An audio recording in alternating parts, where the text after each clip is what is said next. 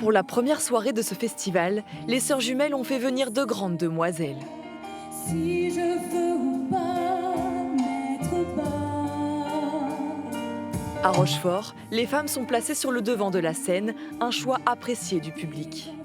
Je voulais voir un petit peu la place des femmes dans l'audiovisuel et je suis tout à fait charmé par ce qu'a pu faire Madame Gaillet et ses acolytes. Quand c'est non, quand c'est non, dégage. La cérémonie se veut féministe et légère. Chanteuses intimistes, violonistes de renom ou jeunes sopranos se succèdent pour mettre à l'honneur des œuvres de compositrices et leur travail, parfois tombé dans l'oubli. Inviter une artiste lyrique et chanteuse, c'était une belle... vraiment, ça me touchait beaucoup. On devrait faire ça plus souvent.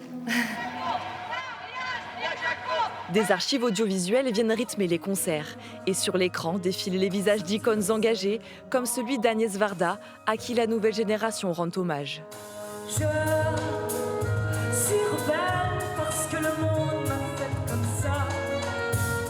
Parce que place dans la vie, il n'y a pas.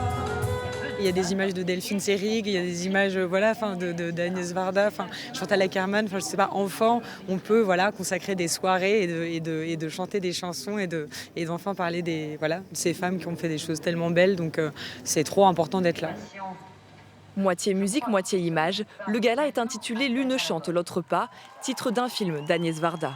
On a vu plusieurs fois d'ailleurs, l'une chante, l'autre pas, c'était notre jeunesse. Ça y est, les festivités sont lancées, sous le regard de Julie Gaillet, maman fière de ses deux sœurs jumelles.